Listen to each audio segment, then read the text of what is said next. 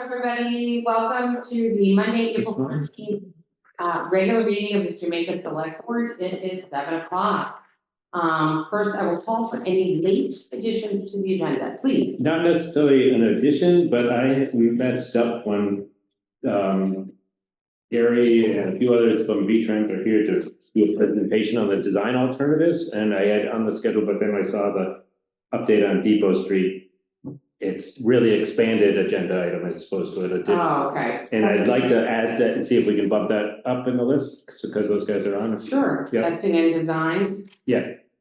So just a general update on the bridge, but also then they're going to do a presentation on the design alternatives. That is fine. Anything else? Seeing no other additions to the agenda, I'll go to the next regular order of business, which is to approve the minutes from the March 24th regular meeting. I will make a motion to approve the minutes from the March 24th regular meeting of the Jamaica Select Board. Okay. Thank you. Any comments on those? Seeing no discussion, I'll call the vote. All those in favor, please say aye. Aye. Aye. Aye. Great. So then we can move then to the presentation. And Greg, will you introduce our guest? Sure. I know I probably met many of these people. I know Gary, but I don't know. I'll turn it over to Gary, and then you can introduce the people doing the presentation. How does that sound? Sounds good, Greg. How's everybody tonight? Good, thank you. Good. All right. Tonight here with me I have Hoyle Tanner. Megan Ooms is the project manager for Hoyle Tanner, and Sean James, I believe, is also here. Megan, Sean, can you share your screen? I'm working on sharing right this minute. Let me give you permission. Okay, I wasn't sure who was going to present, but there you go. You should have it. Excellent. Right.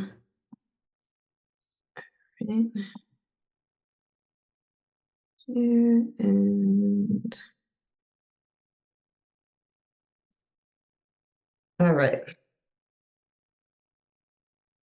Hey, great. So thanks everyone for having us here tonight. I was looking back at our last presentation. It was almost 2 years to the day where we were here talking about alternatives presentation, and so purpose tonight is to come back and talk about what's transpired in the last couple of years. So go ahead, Megan. So tonight, Gary just did introductions. We're going to talk a little bit about the purpose of the meeting, get everyone oriented again with the bridge in case you're not familiar with it. I assume most people are, but just in case. Talk about the project development process, just where we are in this, so everyone understands. And then Megan we'll do a little bit of existing conditions, turn it over to Megan, who's going to talk about the design criteria, a couple alternatives we looked at, and why we're looking at them, and what we're recommending, as well as the schedule, and then questions at the end there. Okay, skip that. So, okay, so updated project status. So, where we were, this is the purpose of the meeting. So we want to let you know what the project status is, some of the constraints, which there's a lot in this area. It's a pretty sensitive area, both geometry of all the roads that come into the area, as well as environmentally. We'll talk about our recommended alternative and then questions and concerns at the end. So just a reminder, this is the Depot Street Bridge, right near the state park and near the village school. So it's a single crossing into the extension of Depot Street and the park. So essentially a dead end road into the park. And as far as the project development process, this is where we're at. So we're really in that yellow part in the beginning. So the project gets funded, we start doing definition. So the definition is, what is the project? What are we trying to do? And so that's where we're at right now. Looking at resources, constraints, different alternatives, we get public participation, and then we move into design and construction. So just want to make that clear that we're still in the early stages of the project before we move into design. Just a reminder on the bridge was built in 1926. There's a placard there, talks about the Berlin Construction Company, and it's 165-foot Pratt through truss. And really of concern, and what's driven a lot of the project is the last two on there, the 14'7" vertical clearance. So it has a vertical clearance limit, and it also has a posted weight limit of 8 tons.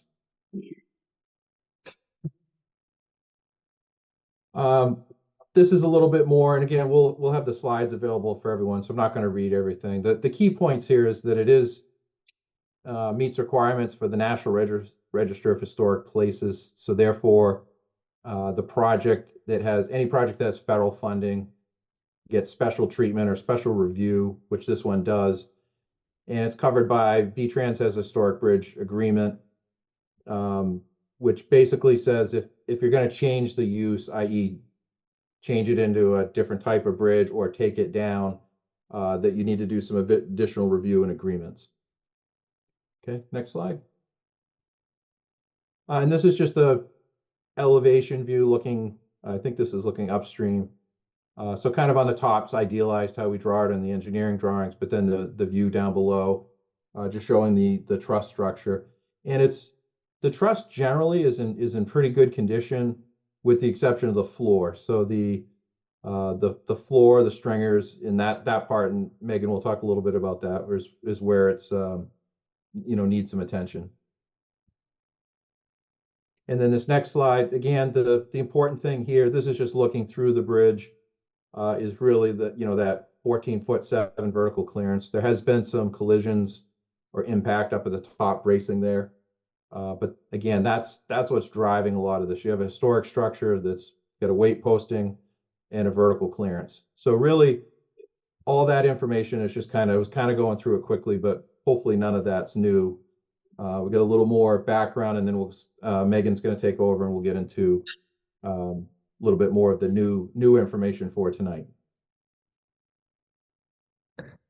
So the bridge inspection, like Sean was saying, it was generally in good condition when it was last inspected.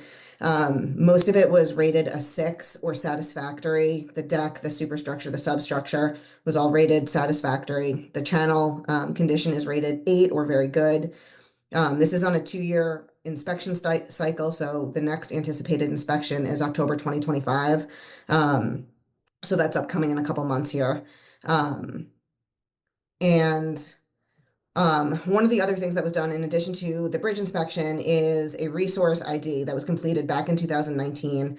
And the important part to see here is that there are 7 different categories of resources that were identified at this site. There were wetlands, surface waters, floodplain, significant habitat, rare, threatened, and endangered species, farmland, soil, and invasive species.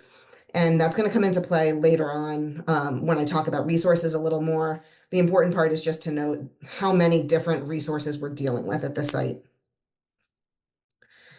So the design criteria and considerations, why we're here right now is there's an updated purpose and need. And really what that means is there's an update as to what we need to accomplish with this project.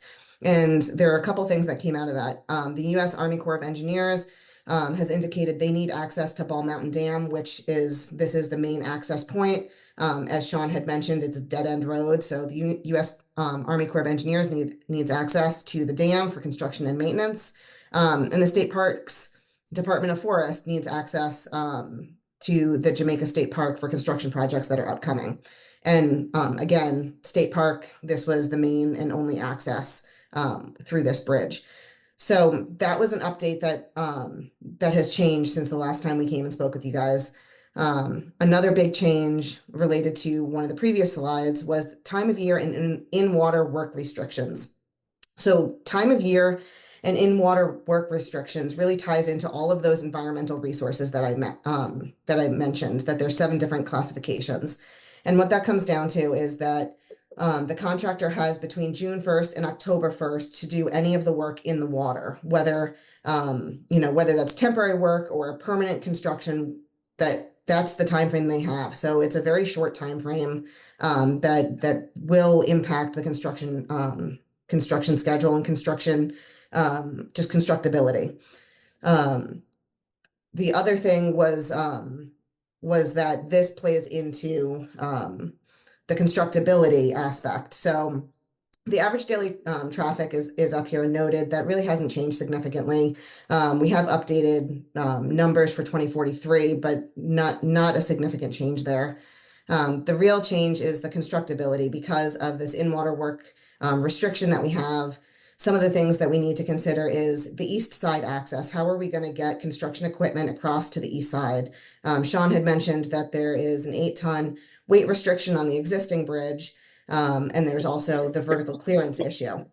The other consideration is temporary bridge construction. How are we going to get a temporary bridge constructed with the access that we have to that east side? Demolition of the existing bridge is another big concern with that in-water work window, that tight window that we were talking about, and then construction of the selected alternative. So there were two alternatives that we really looked at because of this updated purpose and need, because of these the updated purpose of this project. Alternative 5 is replacing the bridge with a new steel girder. New steel girder structure. You can see here, it's got 4 girders. That's what we're anticipating. Sean had mentioned we're still in the preliminary portion of this project, so it hasn't been designed yet. This is just what it theoretically will look like. So it's going to have a temporary bridge offline. It'll require crane equipment on the west side to set the steel, and it has an HL93 design vehicle. The HL93 design vehicle is adequate for the construction equipment design loads for those 2 different situations we were talking about, the Ball Mountain construction projects as well as the Jamaica State Park construction projects. So HL93 is adequate for both of those. You can see that in the alternative 5 section that we have here, it's 25 feet out to out, and it provides a 22-foot width from face of rail to face of rail. So that gives you the 2 9-foot lanes. The other alternative that we looked at was replacing the bridge with a new truss bridge. So the new truss bridge, again, would have a temporary bridge offline. It would require temporary support on the west side to launch the bridge. It also requires a large laydown area to assemble the trusses. And this alternative also supports the HL93 design vehicle. This, if you look at the section off to the right, it is a little bit wider than the alternative 5. So it's 27'2" from center line of truss to center line of truss. But that does give you the 22-foot from face of rail to face of rail, again, to give you the 2 9-foot lanes.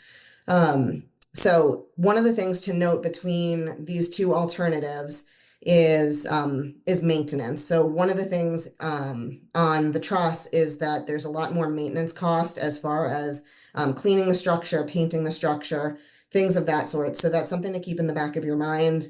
And I'll get into why a little bit later, but that is an important aspect to note. You can see the picture at the bottom. That's a rough representation of what the structure could look like. There's various different types that it could be, and we can get get more information further in the design process, but this is just a rough representation of what the truss bridge would look like if alternative 6 was selected. For both alternatives, the existing truss has to be removed. There's two options for removing the truss. One is preserve and remove it to a new location, in which case it becomes the property of the town, and all the costs associated with that become the town's responsibility. So finding a new location for it, constructing it somewhere else, and maintaining it somewhere else becomes 100% the town's financial responsibility. The other option is to document and destroy. And really what that is we document it for historic purposes. There's a whole process that we go through for that. And then the truss is demolished by the contractor and removed from site. Another point to mention with these 2 options is there is a cost aspect. If the contractor has to be very careful with how to remove the structure, it is a more expensive option because they have to be so careful on how they're disassembling and removing versus the document and destroy. It gives the contractor a lot more flexibility with how the demolition occurs. So obviously cost is a big concern for these two alternatives. You can see in general, there's about $1 million cost difference with the new steel truss being more expensive than the steel girder bridge. They both, you can see they both have a breakdown of the structure. Removal of structure cost is very similar because it's the same structure being removed. Right-of-way cost is very similar. Really, it's the cost of the structure is the big driving factor there.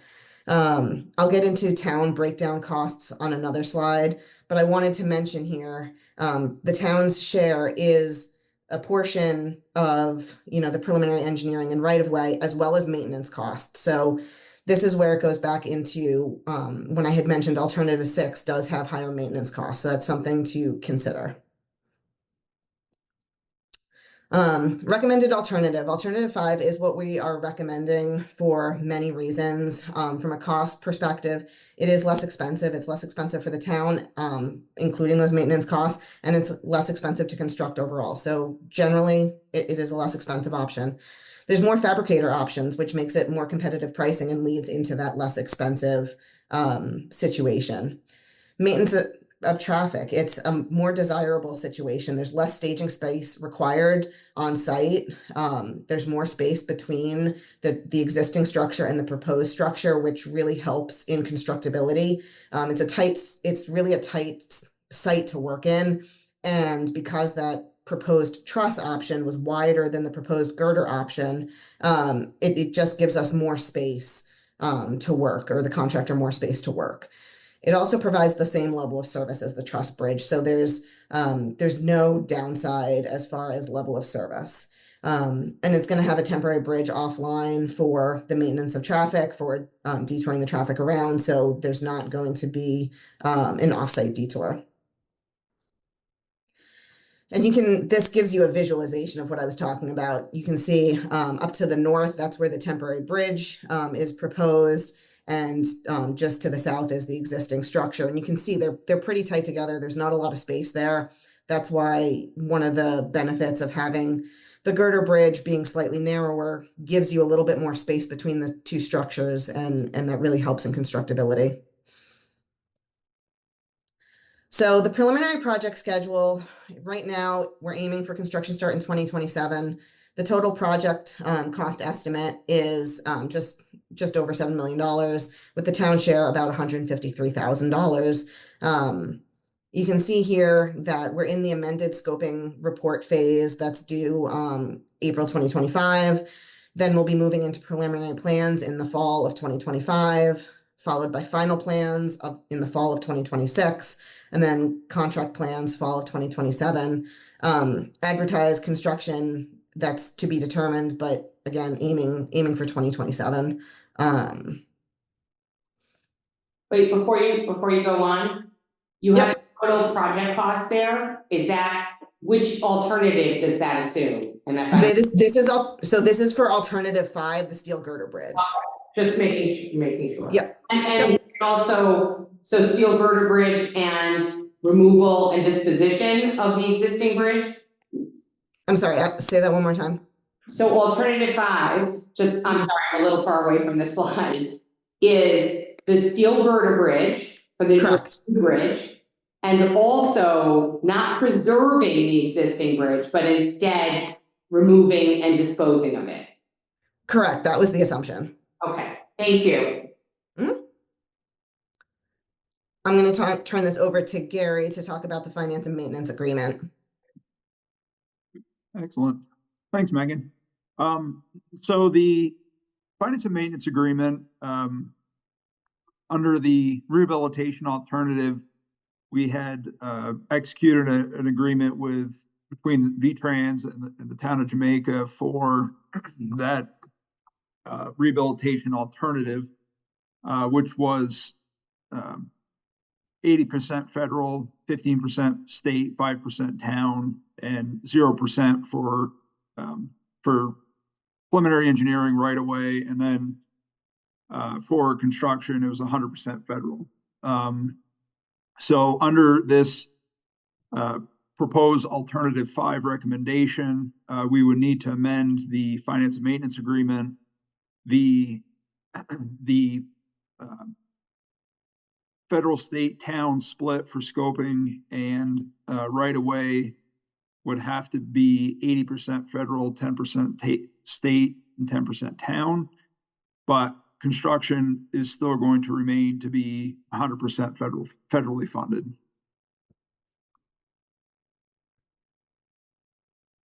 So this table here is just a breakdown of the preliminary engineering right away and construction costs and a breakdown. So what the town's share is of each cost. So preliminary engineering is essentially all of the, town share. And right away is very, very minimal, but over. I'm gonna interrupt again, sorry, just because the slides, the wording is fairly small, so not everybody who's in this room is gonna see it super clearly. Sure. So we heard town share is about $150,000.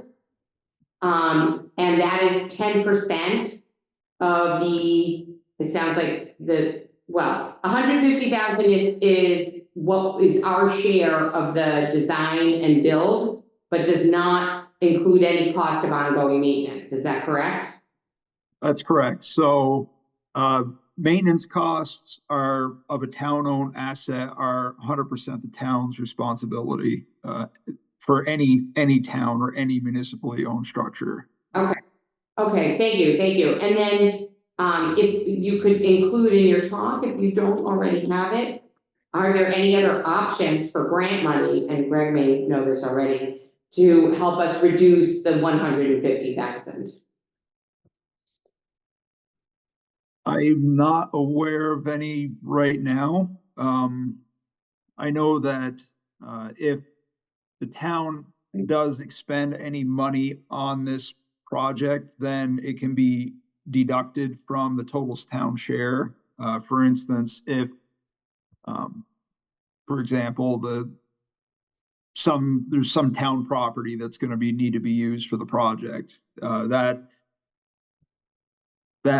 contribution can be, I guess, assessed by our right-of-way folks to then reduce the town share by X number of dollars. But that, just off the top of my head, that's one item. But the quantifying those easements is pretty low dollar amounts, Right. With respect to what we have here.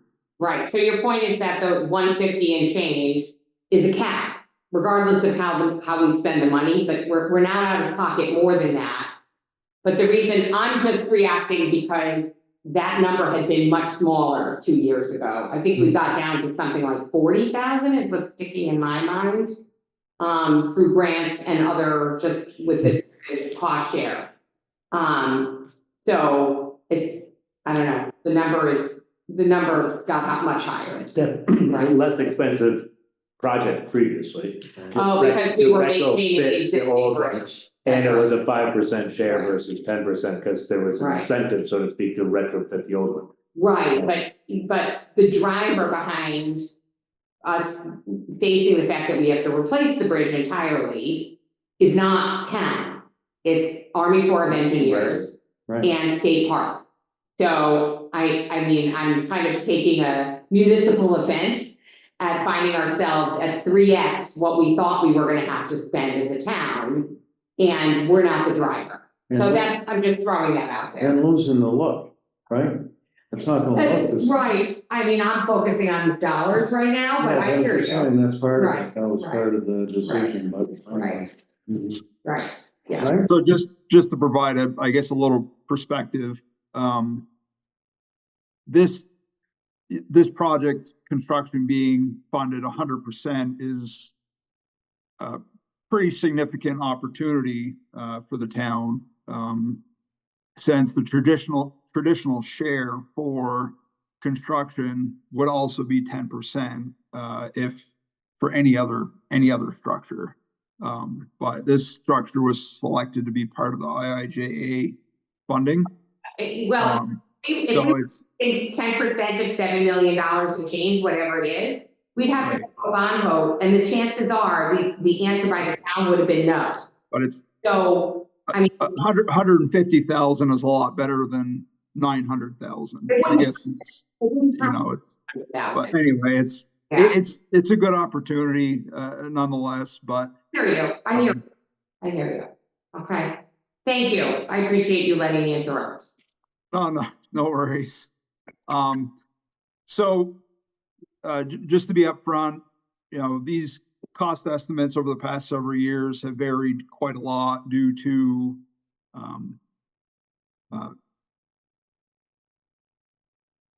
due to the pandemic years ago, several years ago now, and we're just starting to stabilize prices, but inflation still remains to be fairly high. But you know, that part of it really isn't a concern since, you know, for the town, since the construction is funded 100% by the federal government. So, you know, the PE estimate or the preliminary engineering estimate, you know, we have a lot more control over that, of course, than we do construction. You know, from now to, you know, say 2027 or 2028.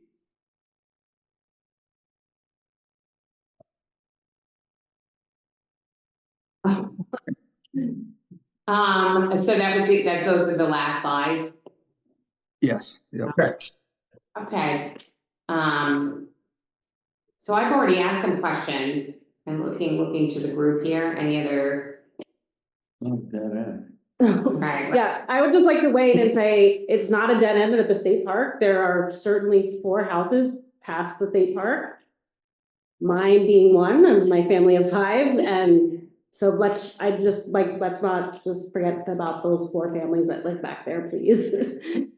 We definitely recognize that, and when I was saying dead end, I more meant for those 2 facilities, not for the residents. We recognize that there are residences there. Okay. And no alternative way to get there. It's Right. more people. There's only one way in. That's. And we appreciate your patience with the geotechnical investigation last week and closing the bridge during the daytime business hours.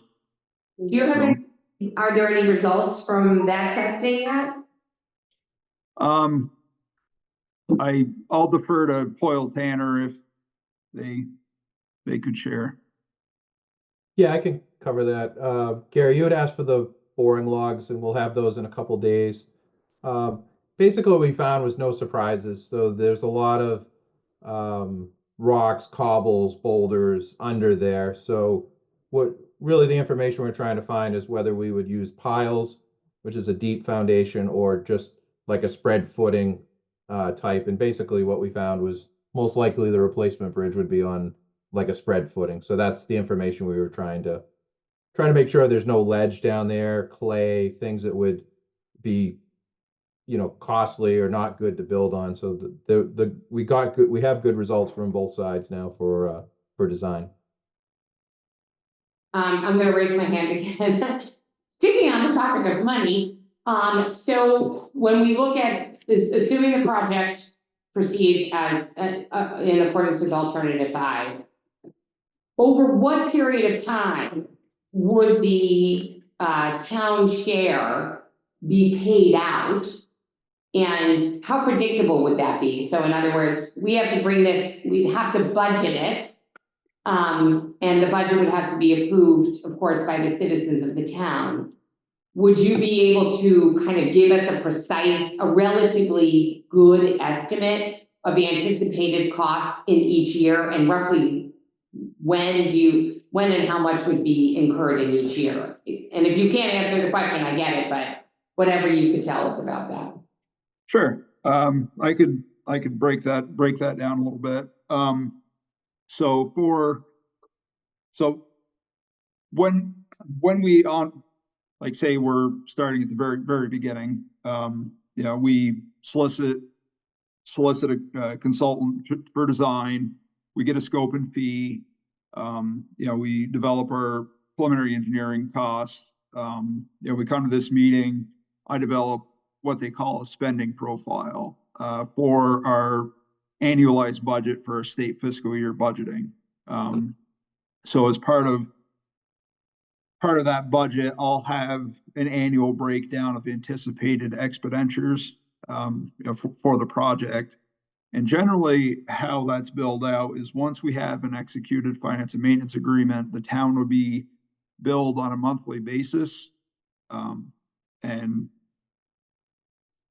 throughout the engineer or preliminary engineering design phase. So over the next several years, the town's not going to be billed all up front for this figure. It's going to be gradual over the next 3 years while we develop the project. And then, of course, during construction, the construction engineering contingency, and the construction cost is all 100% federal. So there'd be no cost after, for the town after, we go into the construction phase. Okay, so you could tell us, by December in each of the years of the project, what we would anticipate having to pay during Yes. fiscal year, which is of course our interesting July 1, June 30 fiscal year. You would. Yes, right? I'm required on my end to pull all the state fiscal year budgets for the project, all my projects, by that end of June every year. And so the 150,000 estimated, that would be paid out over, based on your high level project plan, would be paid out over how many years, starting when? So if we advertise for construction in fall of 27, we'd be looking over the next 2 years, 2 to 3 years. So starting now or starting in 27? Starting when we execute the amended finance and maintenance agreement. And when would that be, roughly? When the town agrees to this alternative 5 scope. And then so what I'll do is, if we come to consensus, I'll send Greg or the board, management approval of scope, a concurrence memo, essentially sign, the town signs off, and then I'll draft the amended finance and maintenance agreement, and then distribute that for signature. So And then generally a month or two after that, the town would then start being billed on a monthly basis for expenditures that we have every month for the project. So it would be plausible, based on what you're saying, that we would start, let's say tomorrow we started reviewing the agreement, right? And we come to an agreement and the decision is made in May to go ahead with alternative 5. And you hire a consultant in June. We could be paying our first bill in July of 2025, correct? After the agreement's executed, Right, yes. assuming the agreement is executed in June. Yes, yeah. And then, do you have a sense of like what I need to understand if we could even fit it in our 2025 budget, because we didn't contemplate this. So, what would, assuming that happened, roughly, understanding that you don't know, but you have some costs in mind, that's how you built your estimate. What would the spend for the town be in 2025?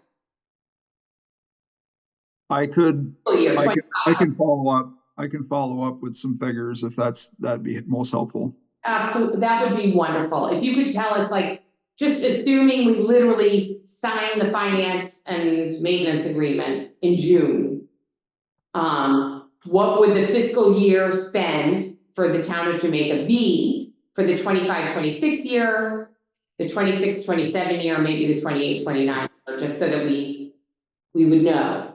Because we're gonna be paying 10% of the real-time cost, correct? Or we're not just taking this 153 and dividing it by 36. No.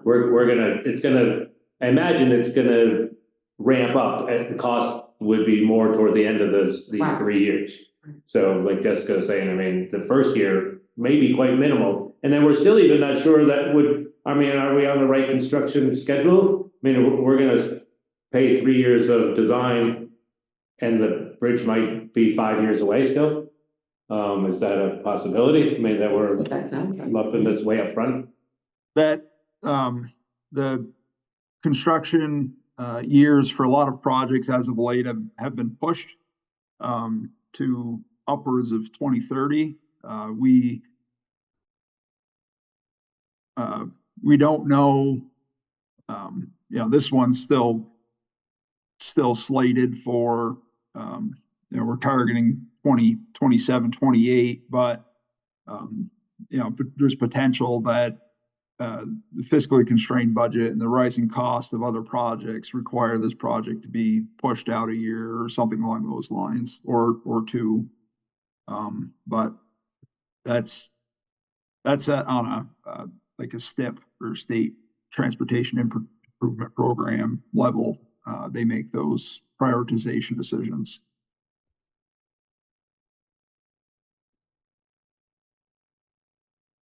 Just, Yeah, I mean, the last time we talked about this, am I like, got a bad memory, or were we talking about keeping the same look? It was a one-lane bridge. A whole different deal, now that's out? We're not gonna entertain that at all? that's not being proposed to us any longer in terms of gaining this funding. That's what I'm Because, asking, yeah. because it's- that's what the town I- sort of, So can you just confirm that for us? It's my understanding that the option that the town had previously selected, which was basically upgrading the existing bridge, is not on the table for funding because because of the changes that you've described. So that's not an option for us anymore, correct? That's correct. So the purpose and need of the project, requires a load rating of HL 93, which the existing trust cannot satisfy, thus making it functionally obsolete. I guess one other thing too, and I think it addresses what Andy's talking about, is we, some of the driver of previously selecting rehabbing the bridge was keeping that, more narrow, potentially one-lane feel, a pedestrian travel way on the side of it and that kind of thing. And now we've jumped into a 2-lane bridge.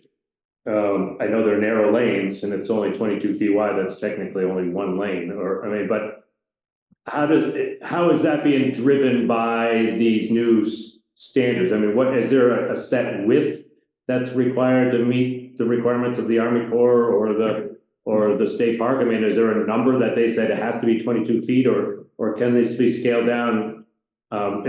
It's probably not going to impact the cost all that much, but it may have more of a sense of feel that people are looking for. So any brand new bridge that's installed has to meet the minimum 2-lane and shoulder width requirements.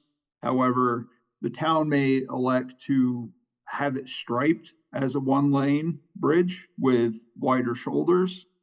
That's certainly up for discussion. I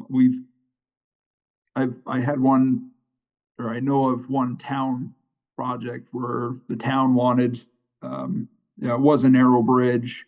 They replaced the bridge, but the new bridge was wider, but they still only wanted 1 lane. So because it was a town highway, we striped it as 1 lane and then had wide shoulders. So it's happened, it's happened before. Okay, yeah, that's good. That addresses the concern, I guess, or a way to address it. Paul, did you have anything you wanted to ask? The only thing that came up when you're talking about the cost is the in-kind work that we do, going to come out of that money as well. What do you mean by in-kind? Hmm? What do you mean by in-kind? Whatever work our crew does will come off the 10% that we as a town have to pay.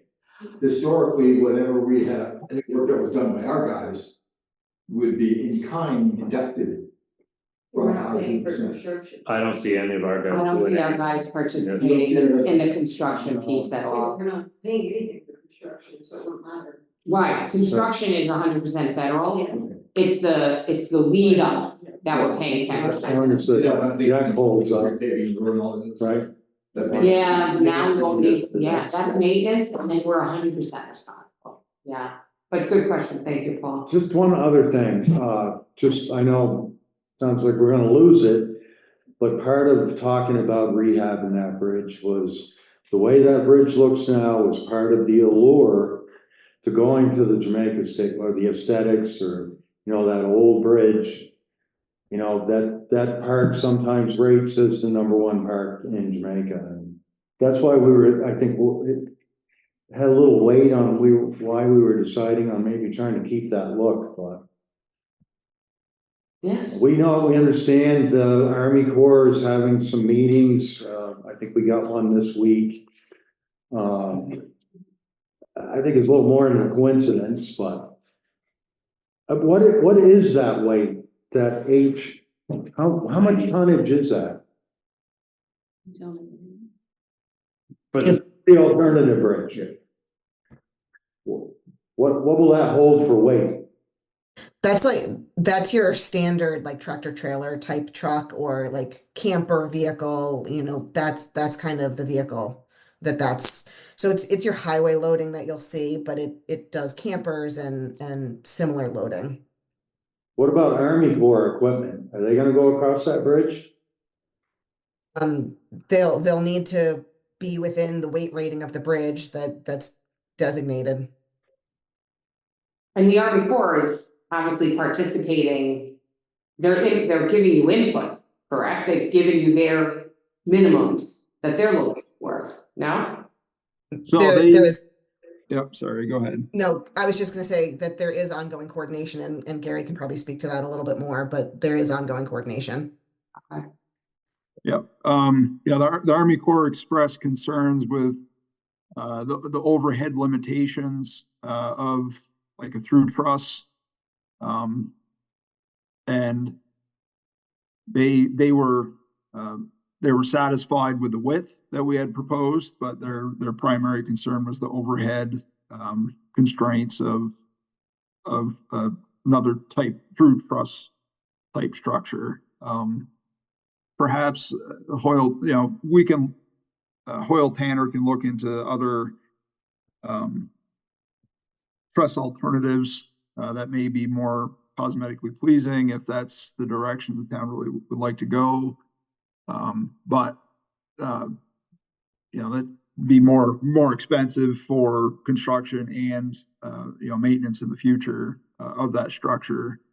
The paint systems and the coating systems and maintaining bearings and cleaning the bridges are quite expensive. If to keep up with it. So that's why we like to go toward an alternative 5 with a simple span girder bridge. And Gary, I know in the past you had done some designs. Is it like that you even shared? I think we saw some potential designs that you had created. Am I right? So Greg and I in conversation, Greg mentioned the Bethel Trust. Correct. And that truss is, we can have Hoyle Tanner look into that truss, that type of truss. I don't know if John, you can speak to any of that or potentially speak to, what the area is going to look like after, clearing and construction to address concerns that the town has with that area. On the clearing of the truss, Gary? Start with the truss. Yeah, again, the truss Megan showed was largely driven by what Gary talked about with that structure there doesn't have any overhead bracing to it, like the current bridge does. So we could look into And part of the reason that bridge is done is, you know, it's an efficient bridge from a cost standpoint. So we could certainly look at other alternatives that would look close. They're not going to look exactly like the current truss, but would look more like that. Like Gary said, it's just a kind of a cost issue, but certainly something we can look into if there's interest. So I guess the one question that's regarding the cost, if we just hypothetically say, you know, the difference between these two alternatives is $1 million, are we then saying, well, if I had overhead trusses and maybe XYZ something else, were another $1 million? I mean, is that, or I mean, it just, we're going down that road, or how do these other alternatives trust structures, what's the rough cost of those? I mean, is it? The double or? Yeah, right. Yeah, I wouldn't put it in that category. It's, and honestly, I don't have a good number for you. The last one we did was probably, I could check with Gary. Last one we did was probably 10 or 12 years ago. That was more like the one you have now. There was a 2-span bridge with 2 trusses.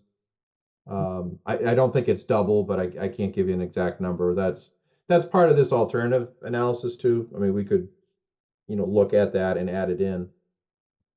And I guess maybe this is for Gary, no, sorry, I'm overwhelming the questions here, but let's just hypothetically say, hey, the town fell on some money or something like this, and we say, hey, we're gonna spend this extra money. Where does the state say enough is enough? I mean, because, or where does the federal funding say this is enough is enough? I mean, if they're paying 100%, can we just keep pushing for the Golden Gate, or where do we someone say stop? I guess that's another conversation. Yeah, we strive to propose the most efficient design, and, you know, most cost-effective design, you know, to be, you know, the steward of the taxpayer. You know, rather than you know, a more expensive alternative that, you know, may not necessarily be warranted, but more of a want. Right, okay, no, I understand that, I just wanted to know if somebody's gonna say, that's enough. You're getting your concrete bridge, and not, that's what you're getting. Right, don't get upset. He wouldn't want a gold, we'd want a green. Yeah, just a regular green one, it doesn't need to be gold. The Okay. Golden Gate is great, or gold, because they Yeah, don't okay, need it. yeah, so all right, save yeah. that money. And I guess to follow up on the second part, about the bridge area after construction, there's a lot of large trees in that area. And all the large trees would have to be cleared for construction of the project. The utilities are proposed to be relocated to the south or downstream of the where the bridge is situated. And so a lot of the large trees have to be cleared from that downstream side, as well as the trees within the fill line, which is essentially the dashed line where Megan has her cursor right now. So the area will look you know, quite different after construction. We do have we're going to propose a planting plan to reestablish you know, trees and things in that area. Gary, They'll eventually get large, but it would take a lot of years. so knowing that this is sort of at best a draft as a presentation, it's a sketch for us. Could we still get a copy of I it? have it. Oh, you have I it. can share it. Gary Oh, I'm sent it to sorry. me this afternoon, yeah. Okay, yeah. thank you. Yeah, I Thank can you. Sorry. share with everybody. All right, well, Thank you. that was, I mean, it's very helpful. It's a lot to take in at once. I think everyone's questions, and I thank you very much for giving us your thoughts. I guess, when would we get back together?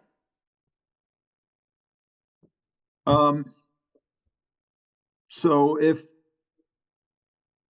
we can look into that alternative trust type, we can talk about that a little bit more at another follow-up meeting you know, with cost, if that's something you would like us to look into. Yeah, I think it's kind of necessary, since there was definitely a strong impetus to have, I mean, it's the town, so aesthetics are not insubstantial. And if it's not gonna be viable, we need to know that, or it's viable, and then we have to reflect that.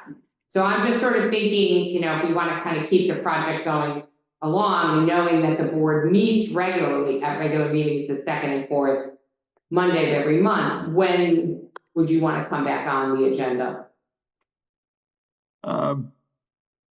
Would it be unreasonable, Sean, I don't want to speak for a design consultant, come back in a month? Sorry, Sean, you're muted. Sorry. Yeah, a month would be fine for us. Yep. Okay, so that would, it works since we're the second and fourth, that would actually be the 12th of May. Can I put you on? Okay, great. Yeah, and I can, when I come back as well, I can have that kind of a monthly cost per spending profile worked up, so for you guys to look at. That would be super helpful. Thank you very much. And I'll get that out to Greg beforehand, just so you can review it prior. Thank you. All right, well, good news is we'll see you at the next Monday, the first meeting in May. I apologize, I was traveling today. Thank you all very, very much. Thank you. Thanks so Thank much. you. Thank you. Bye. Bye.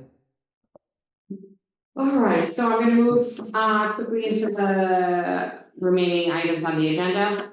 So the next one is a little bit technical. When we are, with respect to grants that we receive, financing, design and implementation of infrastructure, projects for the town, we sign forms where we apply for reimbursement for each of those payments. The actual approved signor is Terry Garland, and an audit by the state of the forms that we submit revealed that. So we need to just approve a new signor. And in this case, it would be, I'm proposing that Sarah and I, who have been in fact signing the forms, be formally approved as signors. So I'm going to make a motion that Sarah Wiswall, our town treasurer, and Jessica Pollock, our select board chair, be approved to sign requests for reimbursement and similar paperwork requiring the town authorized signature with respect to state funded infrastructure financing costs. I'll second. Thank you. And then question, Yes. it specifically says, water infrastructure, but this would be. Oh, that's just now, because this is Right, but this would reimbursement. be any kind of physical infrastructure, so it wouldn't be reimbursement stuff, wouldn't be, like FEMA mitigation grant, those types of things? No, because that's a separate. Cause I know, I've been signing off on them. Yeah, I just wanna make sure that, We that authorized the you audit of the specifically. state didn't. Yeah, Okay, no, okay, it's say not- something regarding that. Right, these are I didn't know state that. grants, not federal grants. It's Yeah, state, okay. they're state grants. Right. Any further discussion? Seeing no further discussion, I'll call the vote. All those in favor, please say aye. Aye. All right, Andy or Sarah, whomever, did you want to give us an update on how things went at the tax sales? It went really well. We ended up not having one. Because Oh, everyone came to the table. everyone either paid or set up a payment plan ahead of time, so we ended up canceling it that morning. That's fantastic. Okay, thank you. So did you actually have to go? Yeah, I Or- met the lawyer and talked to Kevin, Sarah yeah, and then left. okay. Well, that's All right. a lot of work for nothing, but it's all good. Yeah, no, that's excellent. That's, I I mean, was- that's. wanted to all be you on- want. Best case scenario. That is absolutely the best case I scenario. wanted to be on time, so I got up at 20:04. It's on time. Sarah sent me a reminder and said, be on time. Well, Andy, thank you for volunteering and for being You there. did a good job. Boy, I was ready to go. Yes. Well, you know what? That might have been what inspired people to go to a table. There we go. All right, great. Thank you for that update. So we have some mowing bids. Do we have mowing bids? There's one, it's There's in the one? sealed envelope. It's right here. Oh, Cemetery. all right. And so Go ahead. just You the can- one. Christina, you can be, it's gonna be your first, oh, it was. Well, you want to open it? I'm good. So Sarah, just to clarify, the RFP went out for both the cemetery mowing and the roadside mowing. That's two separate requests. Right. Who's reading this? You would like to try? Well, that's just the BOI. Good. Yes. Okay. Obviously, we have. All right. Okay, so Who's the bidder? Boston meets maintenance and. Right now, where's the number? So did he do a total for all the cemeteries? Let's see, for You cemetery. did last, he had it last year, right? Is that about that? That's all. No, he did not total them. Okay, Sarah, can I ask you to do some sums? So, oh geez, no, he didn't even do subtotals. This is gonna take a little while, like he literally broke it. is done. Yeah, it is. All right, so, Yeah, we never know how it's formatted. Right? yeah, if someone wants, we could move on. Take Yeah. it for a second and total. Yeah, does someone wanna just total this whole thing, just so that we have a total, just use your phone and add it up while I'm going through the other items, for sure, will not. We probably don't take know too long. We don't have time. Oh, Andy, you can't do it because you have to, you're talking next, because you're talking Okay. about the new flagpole. All So, right, Greg, do you want to sum these? Okay, yep. Yeah, thank you. I got it. So the, next item of item of business is, a discussion of, alternatives to replace the broken flagpole Yes, in the center of town. sure. The flagpole is non-existent. There's a hole in the ground. So I got a couple estimates. And, both very nice people, outfits to talk to.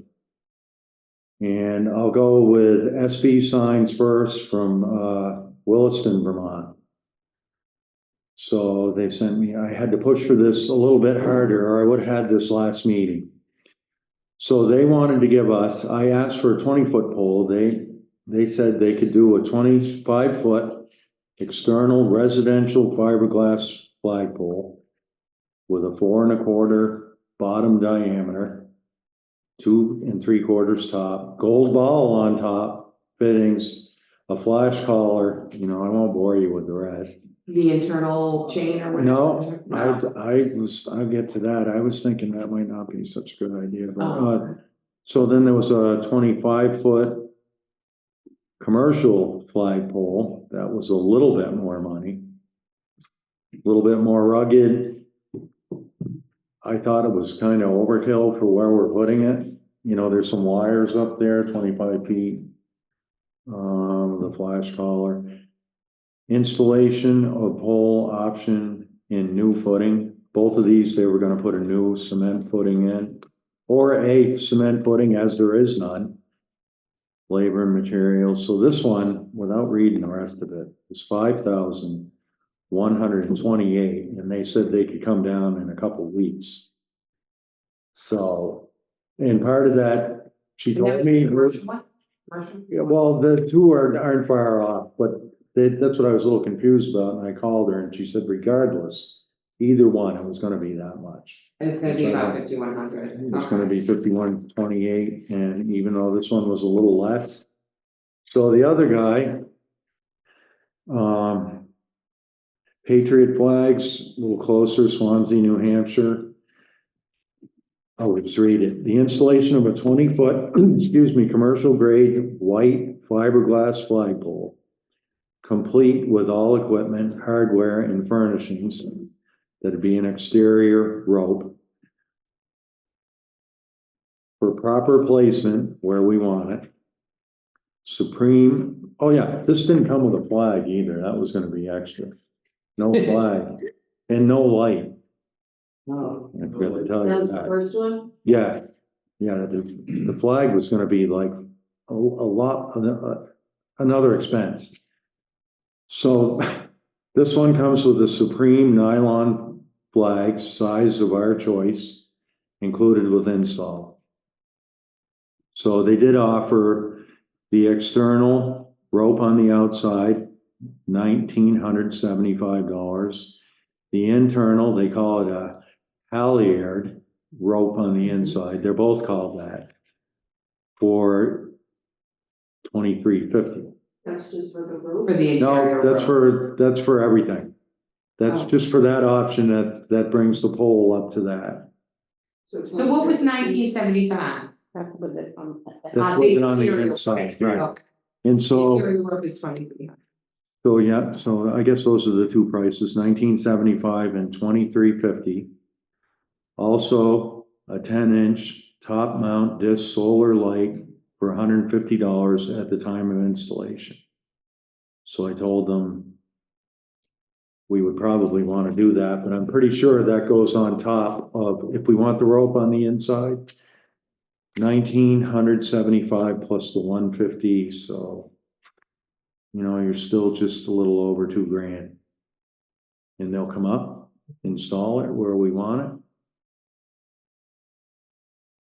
And what was the other quote again? The other quote was $5,128 for a beefier pole, but I think that 25 feet is like, for that little plot. Well, we're not spending 51. No, I'm just saying that, it's like putting it in front of a post office, so, oh yeah, so also, I'm sorry. Thank you for reminding me, Sarah, this pole here with a flag will withstand 70-mile-an-hour winds with a open flag. Then they gave me the specs with no flag. They must have to do that for once to go up and down all the time, but I said, we'd probably leave it up. And so I would recommend, I mean, it's up to you guys all, but with the light, you know, we've got some kind of lighting out there, but I don't know what's that called? Safe? What is dig safe? We got to have them come out and look. It's That free, doesn't cost anything, yeah. just to see if there's any power lines there. Yeah, When they yeah, install it. There might be Yeah. power to that other light. And maybe we could choose to light up the bottom or something. right, but but the other one is solar. Yeah, so you don't I have would to- do right, that. I would, Right, and you know, it'll probably shine most of the time. right. So the guy said, I said, do you think you could do it? He called me again last night or the night before, just checking in. And I said, he's got to order it. You know, I was a good select board member and didn't order it thinking we'd do it, but it's going to take a couple weeks for the pole to get to him and then he can install it. Right, And I asked him if he could do it before Memorial Day and we'd have to talk about that, but right. as soon as possible. So. Right, well, I mean, it doesn't require the select board vote, it's, you've solicited as many bids as you could. Yes, So that we've satisfied that procurement requirement. right. It's well under anything that would require a change in our budget.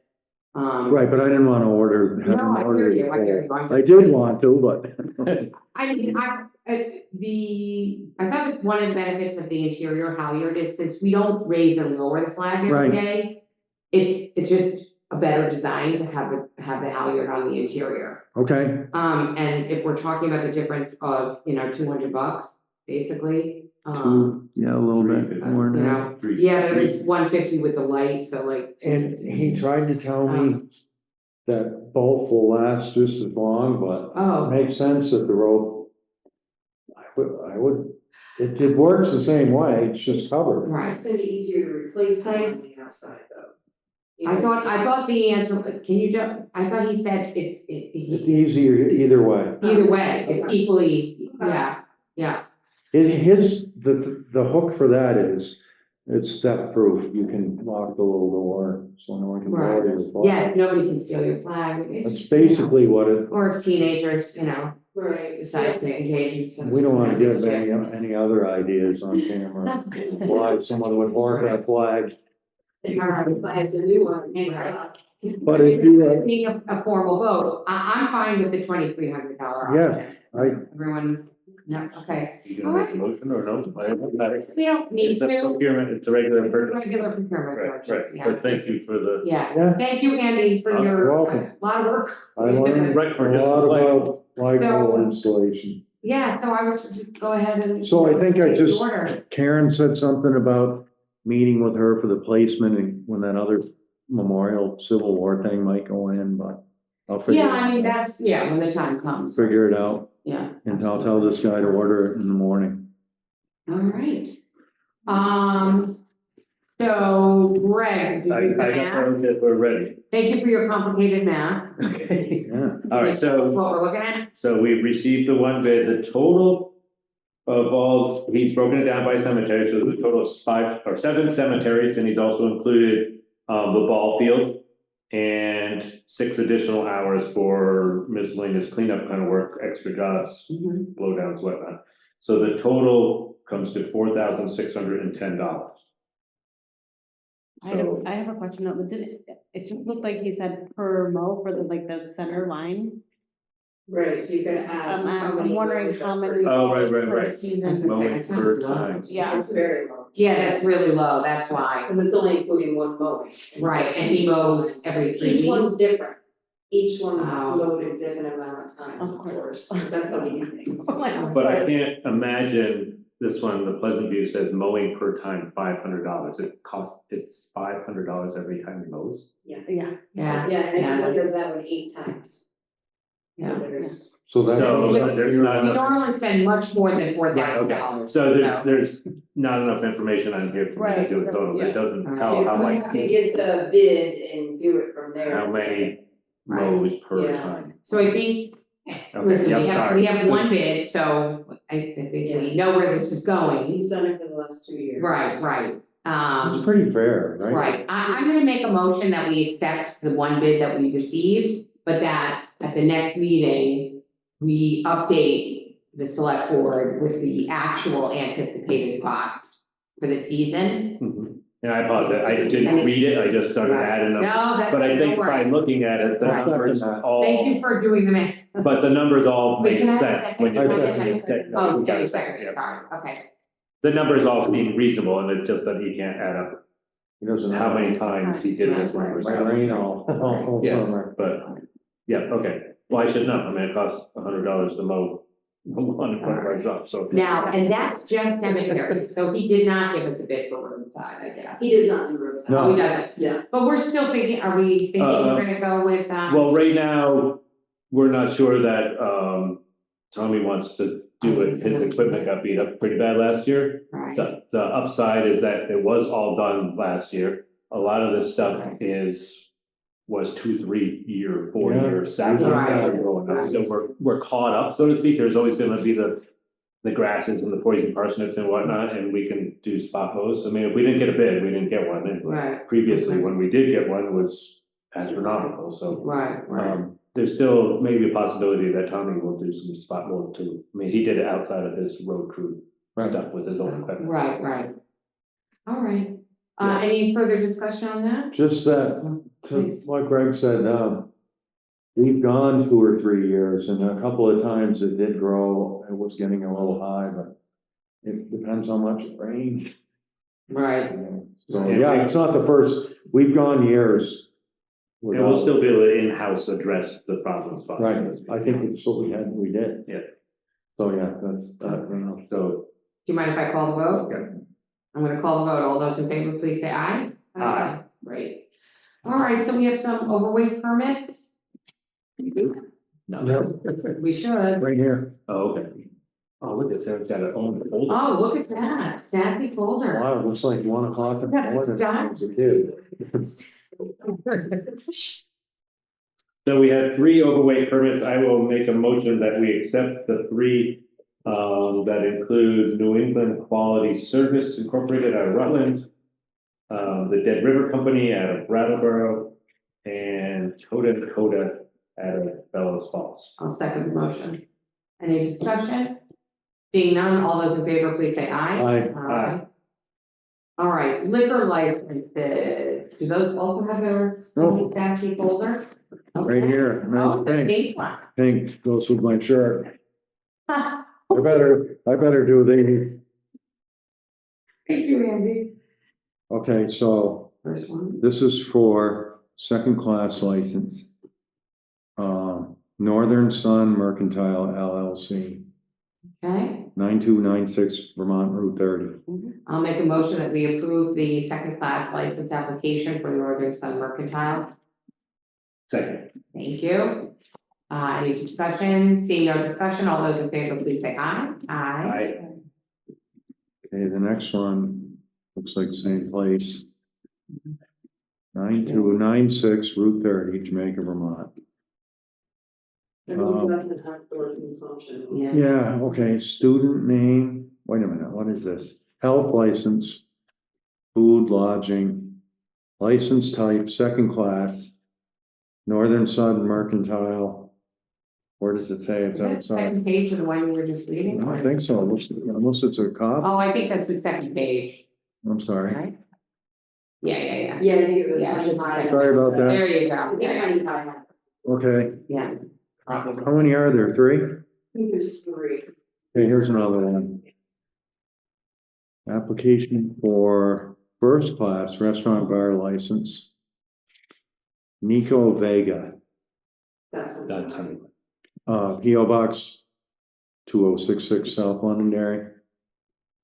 Okay. I'll make a Jane motion. Nathan. Yep. It doesn't say the name of the place, but, It's funny, that's their end. okay, Yeah. Okay, so I'll make a motion that we approve the first class license for the establishment known as Honey Pie. it does say Honey Pie Restaurant. Second. Thank you. Seeing no discussion, all those in favor, please say aye. Aye. Andy, you better. This is also, yes, God, Thank you. this is also from Nico Vega, That's probably an outside, right? Honey Pie Yeah, that's the Restaurant. outside permit rather than the first one. Outside For- consumption permit for the same, for Honey Pie Restaurant. Okay, I'll make a motion that we approve the license application for exterior consumption of alcoholic beverages for the establishment known as Honey Pie Restaurant. Second. Thank you. Any discussion? Seeing no discussion, all those in favor, please say aye. Aye. That's it, opposed. Great. All right, next order of business is I will make a motion that we approve the time sheets for the town office listers, highway and transfer station staffs. Second. Thank you. Seeing no discussion, all those in favor, please say aye. Aye. And last before public concerns, I will make a motion to approve the pay orders. Second, Thank you. Seeing no discussion, all those in favor, please say aye. Aye. Great. Paul, any public concerns? I do, Perfect. I come bearing public concern. I've had a couple of people contact me on two items. No, a couple of items that people contact me. One is the Tewksbury House, The what? I'm sorry. the Tewksbury House down on. Oh, yeah, Yeah. yeah. Apparently, the citizen said that, there's been some more activity down there. She hasn't seen anybody, but she's concerned that someone's gonna get hurt. This is a conversation we've had in the past. How to manage that is up in the draft, because my understanding is it's private property. But I'll leave it to you guys. What type of activity? Um, Like random people there or the owner? no, random kids. Oh, kids. Go get out, taking down the boards from the windows, for example, is one of the specifics. And possibly moving some things around inside the building. I think, Okay. we should just tell the sheriff's department when. Yeah. Should we call 911? Yeah. That's an even better idea, instead of us telling them, Right. call the cops. Okay. We're under contract with the sheriff's department, I'm and they gonna think patrol about down there. They check the school every time they're in town. Yeah. I'm just bringing their concern. No, I know. that. Thank you. No, I appreciate it. Number two. Street sweeping. Do we know when they're going to speed our sweeps? It's Street or streets? they've been reached out to, a lot of it is weather dependent, obviously, but we're not first in line either. They contract with the town of Keene and maybe Claremont somewhere else too, so those bigger municipalities get first in line, so it's within this month. I don't know if there's an actual Look, it date. just had a snow. It's more than likely gonna be within the next couple of weeks, but I don't think, last time I talked to Keith, asked him, he didn't know an exact date. Okay, I explained in the conversation that it's weather dependent, and this conversation took place before our last snow. So that was clear, just so you know, that I'm sure there are other folks who are curious about that as well. Okay. If we could get a heads up of some sort, that would help those of us who are, you know, raking and stuff. Right, unfortunately, it's. Yeah, I'll try to find out and more specific and let everybody know for sure. That's all. That's it? All right, thank And we you. do have somebody. Oh, we have someone online? He just left, He just left. like 2 seconds ago, he just left. Oh, maybe that was- did he raise his hand? I don't know, I just looked up to see if he was Ah. still there and he was gone. I guess it's for the sign, Yeah. Sign what? the sign permit. Oh. Which I didn't give to anyone, I just threw it in the basket, so I'm sorry. Which is fine, because we don't need to sign, we don't need to do anything with it. That's Well- what he was here for, I think. Right, but was he looking for a permit for a new sign? This is the Yeah, application, that's his application. but we don't need to do anything with it. The board doesn't need to do it, right? Because you do it. What is I Harmony was never Underground? appointed to sign it. I Oh, think they're okay. trying, they're Oh, I thought now we did. trying, they're located We with. talked about it. Oh, this is the smoke shop? Like, I remember what was. Oh, he's looking for a sign, permit? But we need to have somebody designated as the sign. So do you see what, so this is the feather issue. Which, you know, we could spend 2 minutes on. hate Sure, to no, I'd be like here. So, Sarah, thank you for doing your digging. So there, you remember there was an inconsistency between the version of the sign ordinance that was posted on the website and that which was actually in the book, Mhm. so to speak. The one that was in the book Right. specifically prohibited feather signs.